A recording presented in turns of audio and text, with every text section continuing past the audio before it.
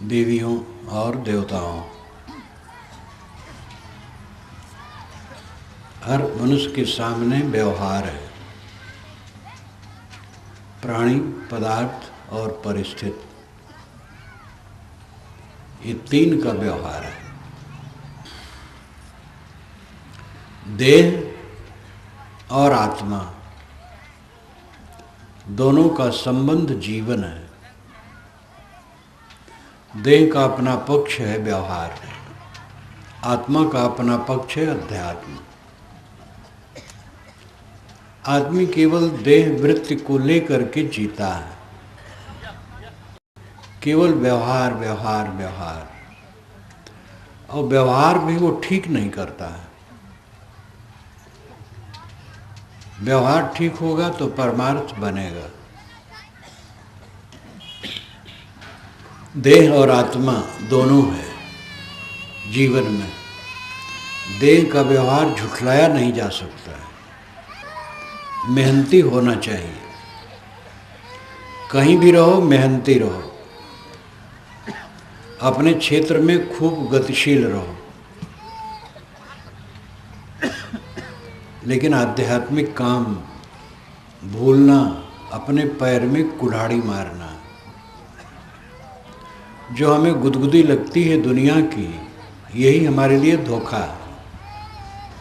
सारी गुदगुदी झूठी है।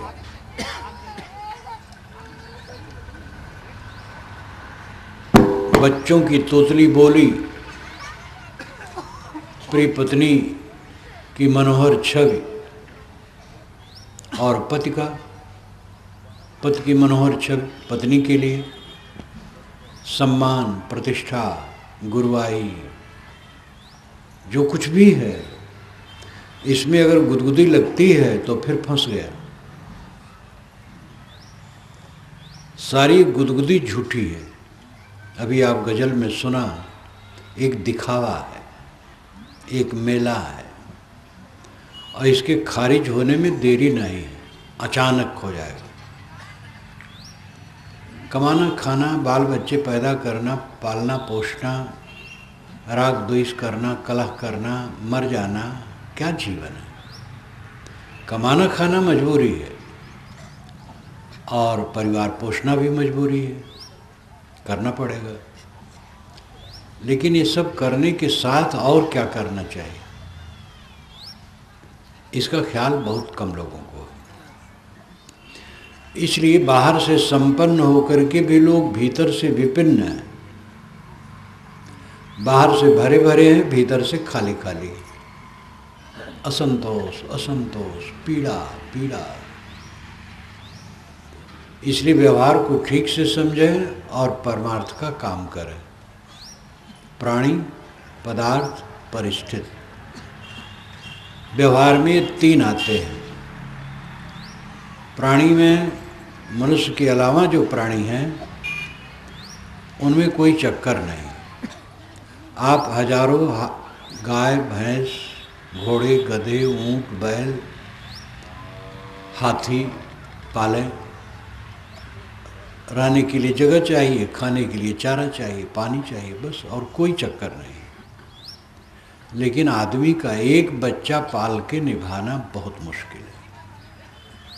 महा शैतानियत आदमी में होती है, और इसी में देव है। जानवर, आदमी, फरिश्ता, खुदा, आदमी की भी हैं सैकड़ों किस्में। आदमी की सैकड़ों किस्में हैं। इसी में जानवर है, इसी में आदमी है, इसी में फरिश्ता है, इसमें खुदा है। देवता और परमेश्वर इसी में है, और शैतान भी इसी में है। बड़ी सावधानी से मनुष्यों का व्यवहार करना उचित है। चाहे गृहस्थ हो, चाहे विरक्त हो, सब आदमी हैं, और सब जगह वही समस्या है। समस्या में अंतर है। गृहस्थ हैं तो उनके जितने बाल बच्चे होंगे, सबका, उनके भी बाल बच्चे होंगे, उनका परिवार होगा, अपने अपने बच्चों के लिए चिंता होगी। विरक्त में कोई बाल बच्चे नहीं हैं, और वो चिंता नहीं है, उसको लेकर के कोई कलह नहीं है, अपना अपना अहम भाव है, अपना अपना अहंकार है, वासना है, संस्कार है, और उसी को मिटाने के लिए वहाँ साधना है। जो साधना में लगेगा मिटाएगा, नहीं साधना में लगेगा तो वहाँ भी उद्यमबान करेगा। इसलिए विरक्त गृहस्थ कोई भी हो, गृहस्थों का परिवार कहलाता है, साधुओं का समाज कहलाता है। दोनों जगह मनुष्य हैं और दोनों जगह मनुष्यों के साथ सुंदर बर्ताव करना और पदार्थों का विवेक पूर्वक उपयोग करना, परिस्थितियों में न घबराना, ये जरूरी है। यहाँ जितने मनुष्य बैठे हैं प्राणी हैं, और ये चदोवा लगा है, बिस्तर बिछा है, लाउड स्पीकर है, ये सब पदार्थ हैं। प्राणी सचैतन्य है और पदार्थ अचैतन्य है, और इन दोनों की विशेष स्थित परिस्थिति है। 2 घंटे के पूर्व यहाँ की परिस्थिति भिन्न थी, अब भिन्न है। 1 घंटा के बाद भिन्न हो जाएगी, 2 घंटे के बाद बिल्कुल भिन्न हो जाएगी। कल आप यहाँ आकर के देखेंगे तो बिल्कुल भिन्न स्थिति होगी, ये सब उखड़ गया होगा। तो प्राणी, पदार्थ और परिस्थिति, 3 में हम चलते हैं, और इन तीनों में अनासक्त हो करके जो व्यवहार करता है वो कुशल है। आसक्ति पूर्वक व्यवहार करने से राग द्वेष की प्रवृत्ति चलने लगती है और उसी में सारा क्लेश उत्पन्न होता है। न कोई प्राणी रहेगा, न पदार्थ रहेगा, न परिस्थिति रहेगी, कुछ नहीं रहेगा। लेकिन उनके द्वंद्वों में अगर आदमी फेल हुआ तो जीवन से फेल हो गया, और उनमें रहते हुए अपने को संभाल करके रखा, संतुलित रखा, वो सफल हुआ। कौन प्राणी रहने वाला? मेरा कौन है? कोई मेरा नहीं, एक व्यवहार है। किससे मोह किया जाए? कौन अपना है, कौन पराया है? व्यवहार में अपना पराया मानना पड़ता है। अपने घर में आप जा कर के बैठेंगे, दूसरे घर में नहीं घुसेंगे। तनख्वाह पाएंगे या व्यापार में या खेती में अन्न अपने घर में रखेंगे, सबके घर में बांटेंगे नहीं, ये संभव नहीं है। जैसे खेत अलग अलग है वैसे परिवार अलग अलग है। अपने अपने खेत में सब काम करते, इसे परिवार में तो अपना पराया मानना पड़ता है। परम विरक्त संत भी लंगोटी अचला कमंडल अपना संभालता है, दूसरे का नहीं। इसलिए अपना पराया माने बिना व्यवहार चल नहीं सकता है। लेकिन अपना पराया बिल्कुल झूठ है, इसको समझे बिना कोई शांति नहीं पा सकता। निर्वेद और कर्म में सदैव द्वंद्व रहा है, कर्म और निर्वेद। कर्म यानी सांसारिक काम करना, और निर्वेद वैराग्य।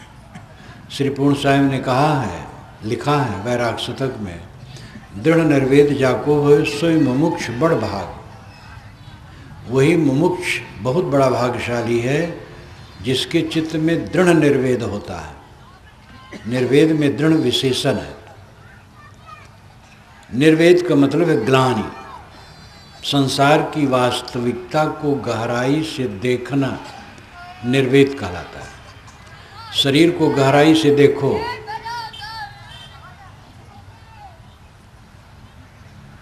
शरीर को गहराई से देखो तो क्या देखोगे? अंदर में हड्डी की एक झोपड़ी है, कंकाल, मांस भरा है, नसें फैली हैं, उसमें रक्त बहता है, टट्टी पेशाब की थैलियां अंदर में लटकी हैं, पसीना, रक्त, यही सब मल का पिंड शरीर है। और साथ साथ मन, उद्वेग है, अशांति है, पीड़ा है, कला है, चित्त है, और नश्वर है। जीव इसको छोड़ करके चल देता है, रह नहीं जाता है। बाबे दादे नहीं रहे, कोई नहीं रहेगा। इन बातों को सोचना निर्वेद है।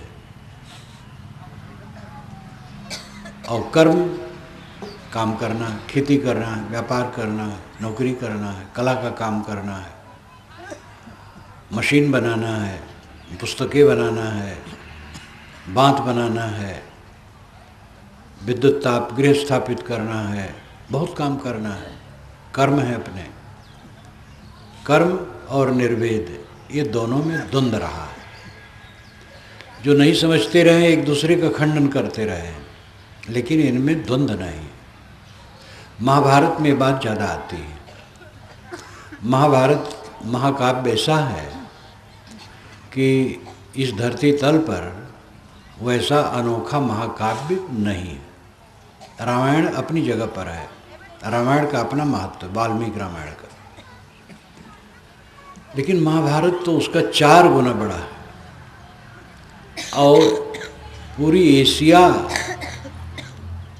की कहानियाँ और ज्ञान रूप बदल बदल करके उसमें भरी है।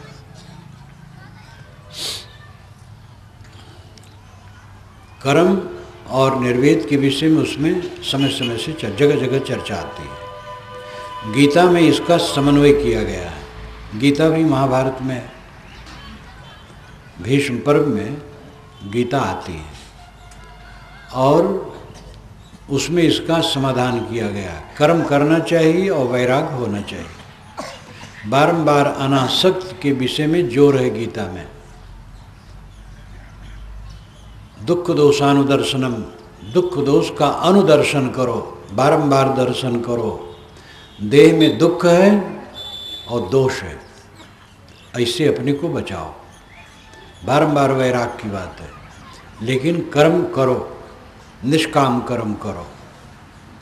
कामना कुछ पाने की इच्छा न करो, कर्म करो। इस बात को लोग नहीं समझ पाते। वे आलोचना करते हैं कि आदमी निष्काम होगा तो कर्म कैसे करेगा। लेकिन ये साधना का विषय है।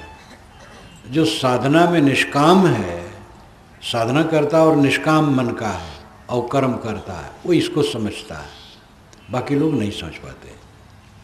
श्रद्धा हो तो भी समझें। तो कितने अच्छे अच्छे लेखक इसकी आलोचना करते हैं। लेकिन गीता जो कहती है निष्काम कर्म, ये आलोच्य नहीं है, सत्य है।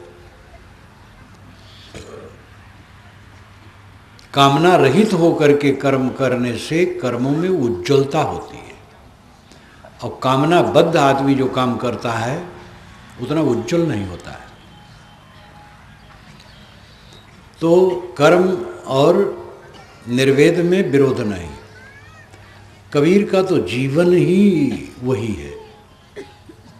वाणी और जीवन दोनों वही है। कबीर स्वयं कपड़ा बुनते हैं और वैराग की बात करते हैं। यद्यपि ये अवसर उनको कम मिला, थोड़े दिन में वो संत रूप में हो करके भ्रमण में लग गए। जैसे महाराज कृष्ण गाय चराते थे, लेकिन थोड़े दिन में वो राजनीति के काम में जोर से लग गए। परंतु उनको गाय चराने का अवसर होता तो फिर चराते। गाय चराना वो बुरा न मानते। कबीर साहब को कपड़ा बुनने फिर काम आता तो कपड़ा बुनते। नाली साफ करना होता, कबीर साहब बड़े प्रेम से नाली साफ करते। वेद के जितने ऋषि हैं सब कर्म कर हैं। गाय चराते हैं, दवाई कूटते हैं, भड़भूज का काम करते हैं। ये तो वर्ण व्यवस्था के अभिशाप ने मोटा काम करने वाले को छोटा मान लिया। तब से भारतवर्ष में ये हो गया कि जो मोटा काम करे वो छोटा है। और यहाँ तक कह दिया कि वो अछूत है, और जो हाथ पैर बटोर के बैठा रहे वो पवित्र है। लेकिन वेद में ऐसा नहीं है। वेद में सभी ऋषि कर्म कर हैं, हल चलाते हैं।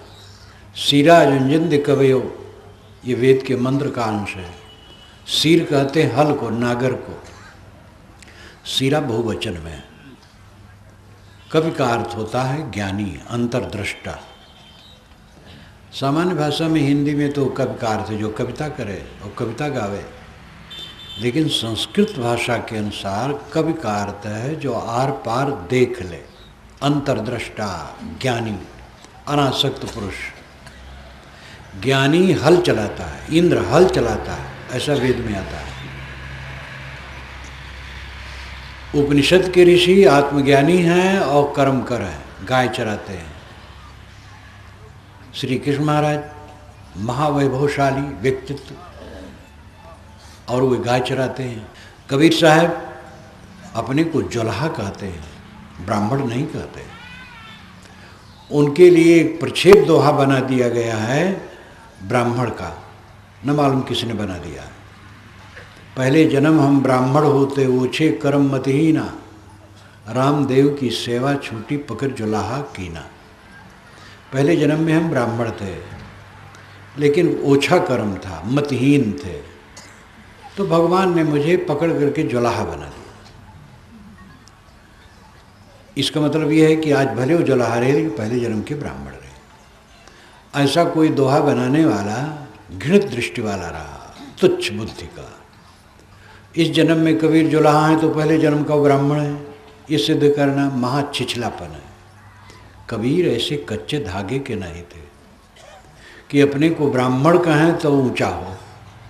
कबीर तो ऐसे पक्के थे हीरा कि व्यवहार में जो है सो कहते हैं, बारंबार अपने जुलाहा कहते हैं। जुलाहा अगर बुरा है तो कपड़ा न पहनो। जुलाहा का तो यही तो अपराध है कि कपड़ा बुनता है, तो जो अपराध से काम बना है वो कपड़ा न पहनो। कपड़ा सब पहनते हैं। तेली देख करके अशुभ होता है तो तेल न खाओ। अनेक गंदी रूढ़ियाँ हैं।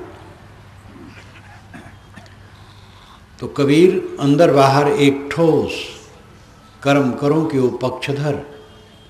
इसलिए नानक, दादू, दरिया, घीसा, पलटू इत्यादि संतों की एक वाहिनी, एक सेना तैयार हुई कबीर के बाद, जो सब कर्म करा है।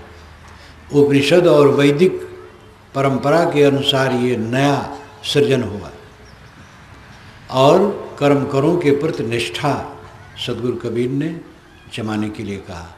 इसलिए उनका जो कुछ करो सो पूजा। कर्म और निर्वेद में फर्क नहीं है, विरोध नहीं है।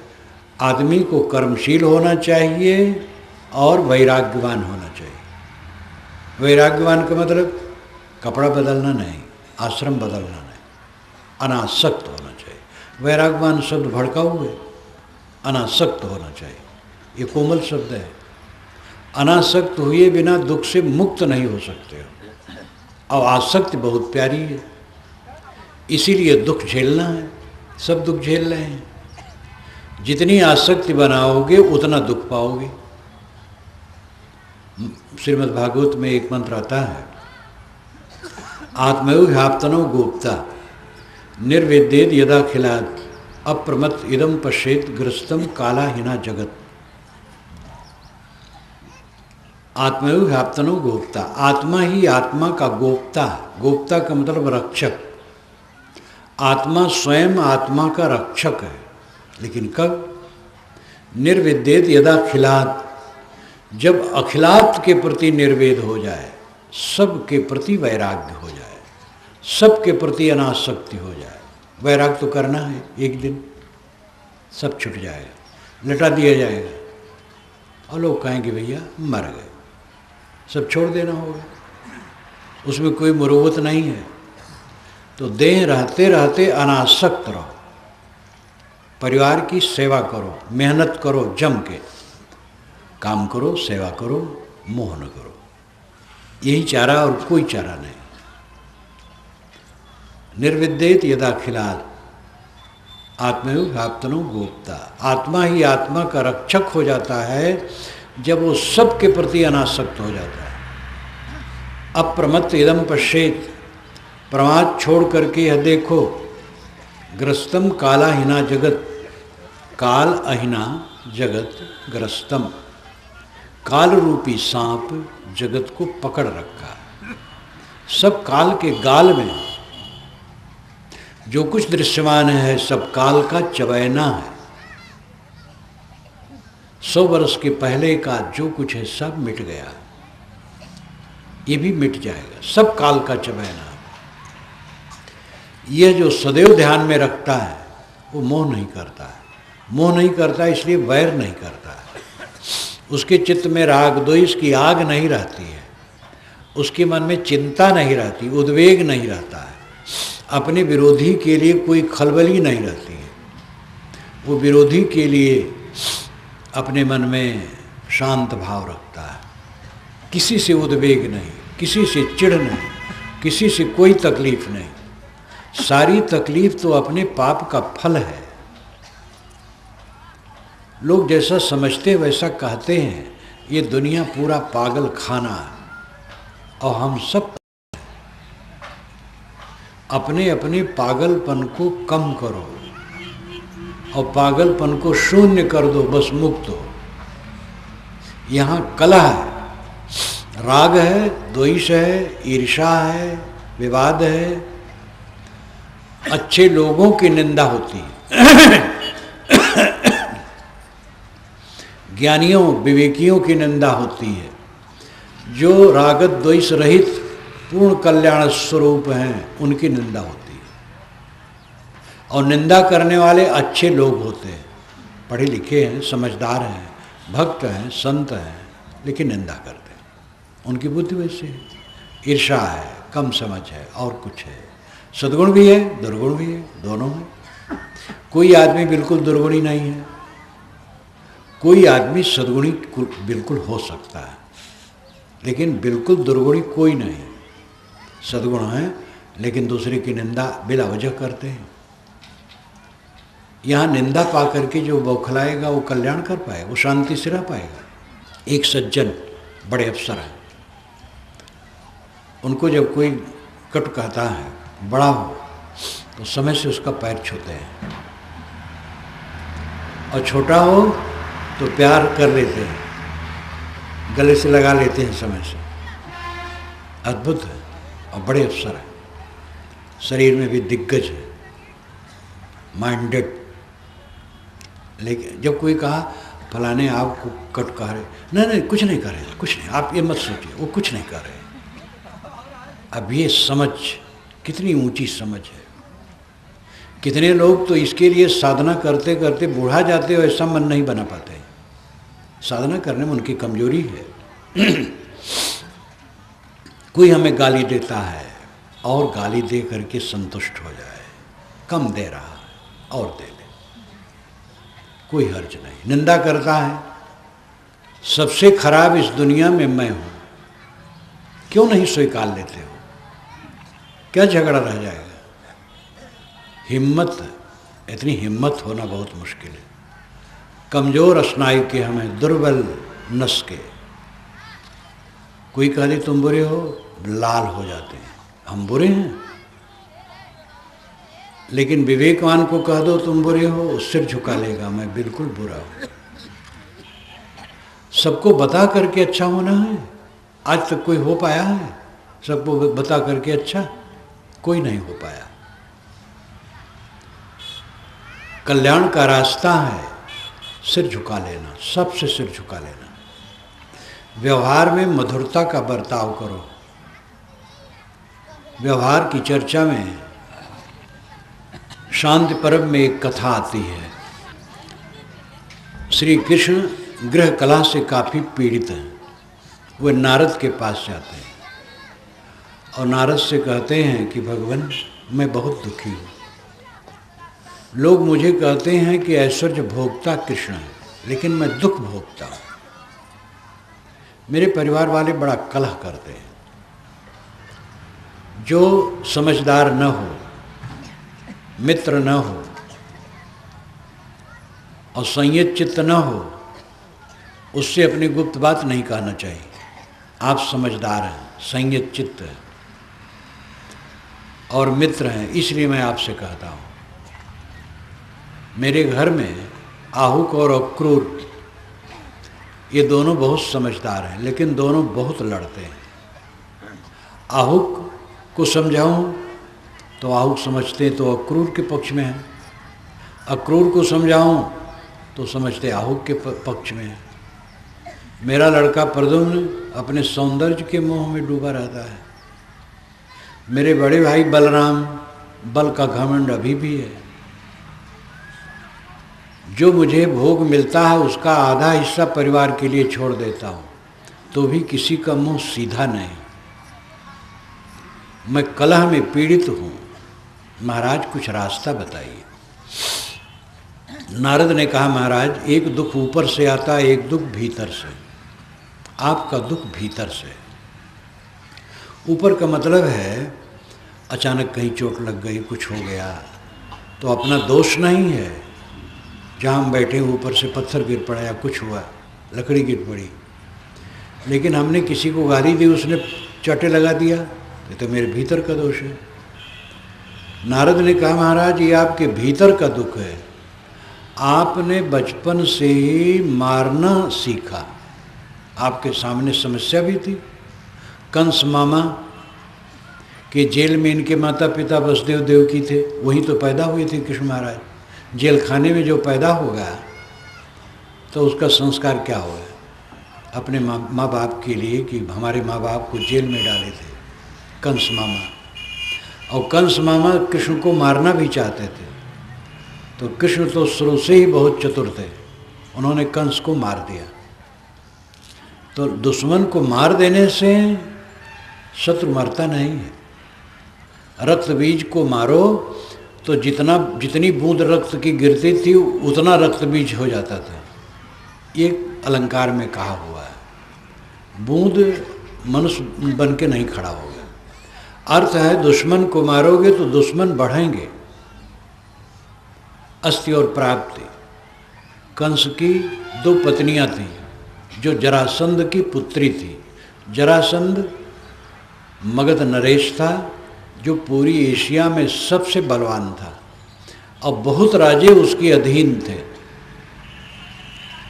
जब अस्ति प्राप्त दोनों उसकी लड़कियां विधवा होके गईं पटना, आजकल बिहार का पटना, पटना से दक्षिण मगध क्षेत्र है। कंस क्रुद्ध हुआ, मथुरा पर चढ़ाई किया, 17 चढ़ाइयाँ की, लेकिन कृष्ण बलराम को बच्चा समझ के मारता नहीं था और निर्णायक युद्ध नहीं होता था। हरिवंश पुराण में लिखा है कि हम यादवों की मीटिंग की श्री कृष्ण ने, तो कहा उन्होंने मीटिंग में कि हम 100 वर्ष युद्ध करें जरासंध से तो भी पार नहीं पाएंगे, इसलिए अब छोड़ देना है। तो मथुरा को उन्होंने छोड़ दिया, परिवार सहित चले गए, द्वारिका बसे। आपको अपने गांव को छोड़ के जाना हो, सोचिए कितना कष्ट होगा।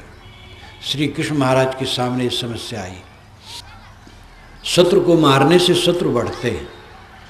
नारद ने कहा, महाराज आप अपने लड़कों को मारना सिखाया, युद्ध करना सिखाया, अब युद्ध सब खत्म हो गए हैं तो कहाँ युद्ध करें?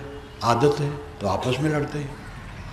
जो अपने बच्चों को लड़ना सिखाएगा पहले बाहर लड़ेंगे फिर आपस में लड़ेंगे। जो अपने बच्चों के सामने झूठ व्यवहार करेगा तो बच्चे सीखेंगे, फिर वो झूठाई का व्यवहार अपने पिता से करेंगे। जो कलह करेगा, क्रोध करेगा, झगड़ा करेगा, लड़ाई करेगा, वो अपने बच्चों को क्या बता रहा है? खराब संस्कार दे रहा है। पति और पत्नी अगर प्रेम से रहें और वे माँ बाप की, सास ससुर की सेवा करें, बहू सास ससुर की सेवा करे और लड़का माँ बाप की, और आगे जो बच्चे पैदा हों उनके अच्छे संस्कार फिर मिलेंगे। अगर पति पत्नी कलह करते हैं तो घर के बुजुर्गों की सेवा नहीं होती है और बच्चों को अच्छे संस्कार नहीं मिलते हैं। इसलिए सुंदर बर्ताव परिवार में बहुत जरूरी है। कहा, महाराज आपका बनाया दुख है, आपने अपने लड़कों को लड़ना सिखाया और लड़ाइयाँ अब खत्म हो गई हैं, वो लड़ने की आदत है इसलिए आपस में लड़ते हैं। आप ऐसा कीजिए, अनायसेन शस्त्रेण मृदना हृदय छिला जिह्वा मुद्धर सर्वेशाम परमृज्ञान मृज च। एक ऐसी तलवार बनवाइए जो लोहे की न हो और उसका परिमार्जन अनुमार्जन करके, नहीं खूब तेज करके अपने परिवार वालों की जीभ काट लीजिए। ये अलंकारिक कथन है। वो कौन तलवार है? मीठा वचन। मीठा वचन बोलिए, मीठा वचन बोल करके अपने परिवार वालों की जबान काट लीजिए। कोई कट बोला, आप मीठा बोल दिए, तो उसको चुप होना है। लेकिन ये बहुत साहस का काम है, दुर्बल आदमी ये नहीं कर सकता है। दुर्बल आदमी तो थोड़ी प्रतिकूलता पाके भड़क जाएगा और दुगना गाली देगा। जो बड़ा वीर होगा गाली पा करके मीठा बोलेगा, शांत रहेगा और मीठा बोलेगा। और यही कल्याण का रास्ता है। वीर बनो। परिवार में जहाँ 4 लोग, 6 लोग, 10 लोग हैं, 15 लोग हैं, जितने भी हैं, सबके संस्कार अलग हैं, सबकी रुचियाँ अलग हैं, सबकी प्रकृति अलग है, सबका स्वभाव अलग है, सबकी योग्यता अलग है। तो आप अपने अनुसार सब कराना चाहेंगे तो असंभव है। सहन कीजिए, दूसरे को सहिए और अपने को न सहाइए। किसी का कट सह लें, स्वयं कट न करें। सबके अंदर से जहर उबलता रहता है, और जहर और अमृत सब में है, लेकिन अमृत दबा रहता है, जहर उभरा रहता है। क्योंकि हर जीव प्रतिष्ठा और भोग की कामना वाला है। भोग और प्रतिष्ठा की जितनी कामना होगी, जहर उतना ज़्यादा होगा। और हर आदमी के अंदर से जहर उबलता रहता है। कट कहना, ईर्ष्या करना, क्रोध करना, भड़क जाना, नहीं तो अंदर अंदर गुब्बारा, गाल फुलाए बैठे। सास बहू से, बहू सास से गाल फुलाए बैठी है, बातें नहीं करती। मजबूर होकर के परोस करके भोजन देना पड़ता है। बहू परोसती है भोजन, सास को देती है, लेकिन बोलती नहीं है। पति को भोजन परोसती है, लेकिन पति से बात नहीं कर पाती। पिता पुत्र मजबूर हैं, आपस में वहाँ हैं, लेकिन पिता पुत्र से बात नहीं करता है, पुत्र पिता से बात नहीं करता है। ये पाप, ये जहर, अहंकार, केवल अहंकार। अभी आपको बता दिया जाए प्रबलता से और आपको विश्वास हो जाए कि रात 8 बजे तक शरीर छूट जाएगा, तो मन की स्थिति बिल्कुल अलग हो जाएगी। और 8 बजे क्या है, सांस आया न आया क्या पता है। जो अंतिम स्थिति को देखता है वो वक्र नहीं होता है, सरल होता है। वक्र होने से तो कलह है। हम नरक में जीना चाहते हैं कि स्वर्ग में? प्रेम स्वर्ग है और ईर्षा द्वेष नरक है। सदुर कहते हैं, प्रेम पाट का चोलना पहिर कबीरू नाच, पानिप दिनो तास को जो तनमन बोले साँच। ऐ कबीरू, प्रेम पाट का चोलना पहन करके नाचो।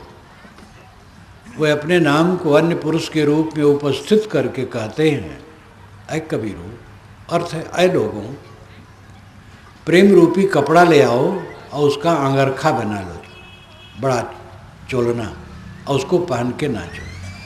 तो प्रेम का कहीं कपड़ा होता है? भिलाई का दिल्ली में भी नहीं, अमेरिका में भी नहीं, इंग्लैंड में भी नहीं। प्रेम पाठ का चोलना पहन करके नाचने करता है। सारा काम प्रेम पूर्वक करो। माताएं भोजन बनाएं प्रेम पूर्वक, भोजन परोसें प्रेम पूर्वक।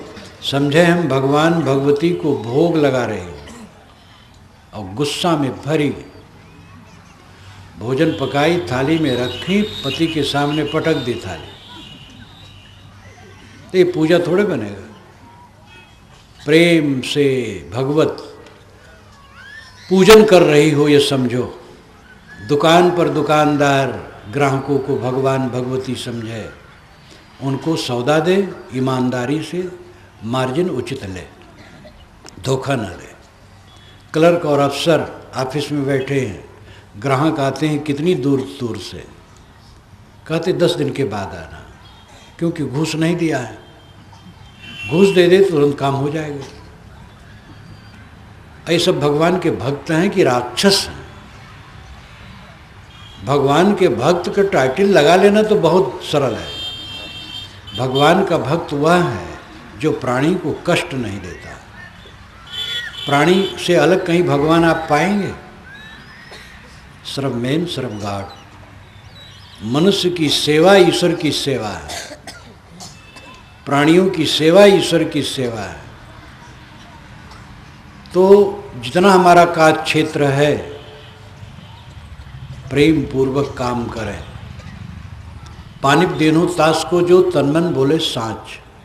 साहब कहते हैं जो तन से, मन से और वाणी से सच्चा होता है, प्रकृति उसको पानिप देती है। पानिप का अर्थ होता है चमक। जिसकी वाणी सच है, मन सच है, इंद्रियों के व्यवहार पवित्र हैं, उसके जीवन में अपने आप चमक आ जाती है। चमक का मतलब चाम का चमक नहीं, वो अंदर से ज्योतित हो जाता है, आत्मसंतुष्ट, आत्मतृप्त, और उससे अन्य लोग भी लाभ लेते हैं। ऐसा व्यक्ति हमारे बीच में कोई हो जो कलह न करता हो, कटु न बोलता हो, राग द्वेष न करता हो, कामनाओं लालसाओं में डूबा न हो, संतुष्ट हो, आत्मतृप्त हो, हम लोगों के लिए वरदान होगा। यही तो उपासना की जगह है। तो नारद ने कहा कृष्ण से कि महाराज आप मीठे वचन का प्रयोग कीजिए, धन का उचित बंटवारा कीजिए और मन देख करके काम लीजिए। मनुष्यों के साथ बर्ताव मधुर होना सबसे जरूरी है। जिन मनुष्यों में आप रह रहे हैं, मधुर बर्ताव, और मधुर बर्ताव करने में हमारा अहंकार आड़े आता है और कामना। साहब ने कहा है, काला सर्प शरीर में खाइन सब जग झारी, बिरले तेजन बाचे रामई भजे बिचारी। काला सांप सबके शरीर में है और सबको झारझारा वो खा रहा है। उससे वही बचेगा जो विचार पूर्वक राम भजन करता है। कबीर का राम घट घट बासी आत्मा है। महाराज राम में वो सीमित नहीं है, कृष्ण में भी है, मोहम्मद में भी है, ईसा में भी है, और कीड़े मकोड़े में भी वो राम है। वह राम जिसको विद्वानों ने भी कहा, रमनते योगिनो जिसमें नित राम, योगी जन जिसमें रमण करते वो राम है। महाराज राम हमारे पूज्य हैं, आदर्श हैं, आदरणीय हैं, लेकिन जो राम सार्वभौमिक है उसमें देश और काल की बाधा नहीं है। राम के पहले राम नहीं था, राम सब समय। अवध क्षेत्र में एक बढ़िया कहावत है, एक राम दशरथ का बेटा, एक राम है घट घर लेटा, एक राम है जगत पसारा, एक राम है जग से न्यारा। ये देहाती लोग कम विद्वान नहीं होते हैं, अपनी भाषा में ऐसी बात कहते हैं पूरा वेद शास्त्र होता है। एक राम दशरथ का बेटा, एक राम तो दशरथ का बेटा है श्री रामचंद्र जी, और एक राम है घट घट लेटा, सभी देहों में वो विश्राम कर रहा है राम। और उसमें क्या फर्क है? एक राम है जगत पसारा, एक राम जगत पसारा में डूबा है, और एक राम है जग से न्यारा, एक राम जगत से न्यारा है। तो साफ है कि एक तो महाराज श्री राम है, वह हमारे पूर्वज हैं, लेकिन जो सार्वभौमिक राम है वो घट घट में है।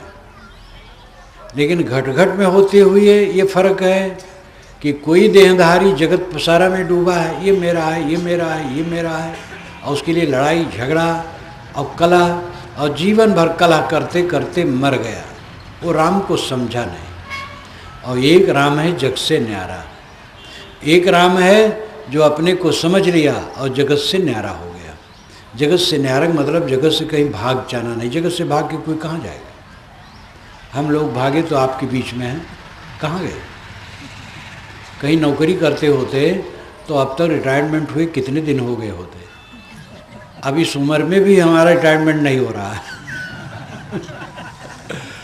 तो संसार ही में रहना है। जगत से न्यारा का मतलब है जगत की आसक्ति छोड़ देना, आसक्त न होना। ये राम का रामत्व है, यही असलियत है। महाराज श्री राम का रामत्व है जब उनको रात में बताया गया दशरथ द्वारा कि तुम्हें सुबह राजगद्दी दी जाएगी, और सुबह कैकेयी ने कहा कि राजगद्दी भरत को दी जाएगी, तुम्हें 14 वर्ष का वनवास हुआ है। दशरथ तो कह नहीं पाए, कैकेयी ने कहा। तो लिखा है वाल्मीकि रामायण में कि राम को शोक नहीं हुआ। ये राम का रामत्व है, शोक न होना। ये हम अपने आदर्श पुरुष का आदर्श लें, कहीं कुछ नुकसान हो जाए तो शोक न हो। जो लोग कहते हैं कि राम तो दिखावा कर रहे थे, लीला कर रहे थे, वो तो दुनिया के मालिक हैं, तो नाटक कर रहे थे, दिखावा कर रहे थे, तो राम का महत्व पूरा समाप्त हो जाता है, नाटक हो जाता है। कोई आदर्श ही नहीं है राम के जीवन में। कौन सा आदर्श? वो लीला कर रहे थे, दुनिया भर के मालिक थे, तो जंगल में घूमे, क्या फर्क पड़ता है? पूरी वाल्मीकि रामायण में कहीं नहीं लिखा है कि राम लीला कर रहे थे, कहीं नहीं लिखा है। ये पीछे के कवियों ने ऐसा किया और गोस्वामी जी ने इसको बहुत कह डाला, लीला बना डाला, रामचरित को लीला बना डाला। रामचरित लीला नहीं, वो लीला नहीं करते थे, वे क्षण क्षण कष्ट भोग करके सत्य में दृढ़ थे। ये आदर्श है। तो राम अंतरात्मा है, जो अंतरात्मा को समझ करके अनासक्त हो जाता है वो दुख से मुक्त होता है। जो काम कर ले जाए, मन का मोह छोड़ दे, मुक्त है। कहीं कबीर ते उबरे जाए न मोह समाए, जिसके मन में मोह नहीं समाता उबर जाता है।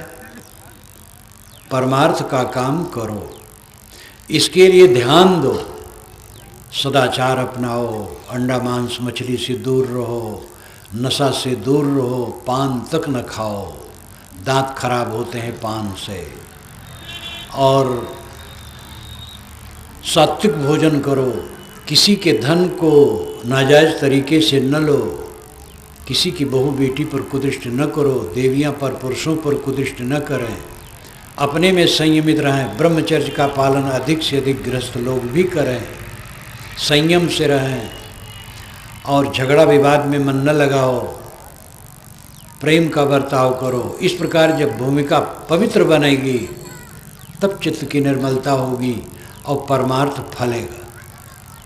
खेत को गोड़कर, जोत कर, खाद पानी डालकर, कमाई करके बीज डालने से फसल होती है, ऐसे नहीं होती।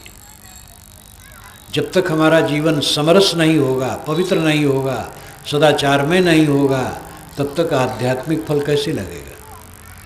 इसके लिए जरूरी है कि रोज अकेले में बैठो, एकांत, ज्ञान का ग्रंथ पढ़ो, चिंतन करो और ध्यान करो। ज्ञान का ग्रंथ पढ़ो और उसमें आपके विचार निर्मल होंगे। व्यवहार में कूड़ा कचरा आ जाता है, तो सदग्रंथ के अध्ययन से कूड़ा कचरा हट जाएगा। फिर चिंतन करो कि मेरे में कितने दोष थे और कितने घटे, कितने सद्गुण बढ़े। आत्मा का चिंतन करो और फिर ध्यान भी करो, मन एकाग्र करो। ये सब जब रोज करोगे तो चित्त में परिवर्तन आता जाएगा, शक्ति बढ़ती जाएगी अध्यात्म की, और धीरे धीरे जिस दोष को आप छोड़ने में अपने को समझते हो दुर्बल, वो दोष देखोगे कि छूट गया, छूट रहा है और छूट गया। कई गृहस्थ साधक कहते हैं कि साहब जब से आपका संपर्क हुआ बड़ा अंतर आया। आपने बताया और सोचा, अध्ययन मनन करने लगा, अब उतना क्रोध नहीं करता हूँ, और दुख आता है तो सह लेता हूँ, पहले सह नहीं पाता था। कोई साधना करे, प्रत्यक्ष जीवन में घटेगा, परिवर्तन आएगा। तमसा मां ज्योतिर्गमय, हमारे ऋषियों ने कहा, अंधकार से प्रकाश की तरफ ले चलो। तो कौन ले चलेगा? संत सद्गुरु रास्ता बताते, खुद चलना पड़ेगा। इन सब बातों पर ध्यान दें। मैंने आपसे कहा था कि शरीर है और आत्मा है, दोनों है। शरीर का व्यवहार है, इसके साथ व्यक्ति जुड़े हैं, परिवार के लोग जुड़े हैं, काम धंधा है, वो सब करो, विवेक से करो और न्याय से करो, और सभी से मित्रता और मिठास का व्यवहार करो, और अंतिम स्थिति को समझो। कोई किसी का नहीं है, शरीर अपना नहीं है। इस सच्चाई को ओझल रखना अपने पैर में कुल्हाड़ी मारना है। चाहे कितने आप दुलरुआ हो, कितने लोग कहते साहब मेरी पत्नी तो मुझे गोद में लिए रहना चाहती, और कितनी ये भी लड़कियां हैं जो बहुत बड़ा उनका दुलार है। ये दुलार कितने दिन का है? थोड़े दिन का है। ऐसे जितना ऐश्वर्य है और जितनी बड़ाई है सब थोथी। देखो अटल जी जो कुछ वर्षों के पूर्व देश विदेश में चमकते थे, यहाँ के प्राइम मिनिस्टर, नेताओं में तो अटल जी क्या पूछना। आज वह अवसाद में कमरे में पड़े हैं, मिलने वाले भी उनको नहीं, विस्मृत भी रहती है और मिलने वाले नहीं। ये दुनिया है। लाओ त्से ने लिखा है, लाओ त्से क्या कहते हैं, मेरी एक पुस्तक है, चीन के संत जो 2500 वर्ष पूर्व हुए। उन्होंने कहा है अल्पता, अकिंचनता, असमर्थता और अकेलापन सबको आना है। बहुत बड़ा पूंजीपति है, खरबों की संपत्ति है, देश विदेश में फैक्ट्रियां फैली हैं, लेकिन एक दिन आएगा कि वो खाट पर पड़ा रहेगा अकेला, और उसके पास दवाई पानी रहेगी, वो पैसा वैसा नहीं रहेगा, दवाई पानी रहेगी, और असमर्थता रहेगी, उठ बैठ नहीं पाएगा। अंबानी जी इतना मोबाइल का प्रचार किए, लेकिन एक मोबाइल साथ नहीं ले जा सके। ये हमारे सामने है सब। दादा बाबा आओ पर पाजा, जिनके यह भूई भाड़े हो, आंधर भय यऊ की फूटी तिन काहे सब छाड़े हो। ई संसार असार को धंधा अंत काल कोई नाही हो, उपजत बिनसत बार न लागे जो बादर की छाही हो। नाता गोता कुल कुटुंब सब इनकर कौन बड़ाई हो, कहें कबीर एक राम भजे बिन बूढ़ी सब चतुराई हो। राम भजन बिना सब चतुराई डूबेगी। राम भजन अंतरात्मा का शोधन। इन बातों पर ध्यान दें, व्यवहार मधुर रखें, आध्यात्मिक उन्नत करें। केवल कमाना खाना, बाल बच्चे पैदा करना, उनसे लड़ना झगड़ना, कलह करना, मर जाना, ये कोई जीवन नहीं है। इन पर सोचो, मनन करो, अपने आप को उठाओ। आपको धन्यवाद देते हुए मैं अपनी वाणी को विराम देता हूँ।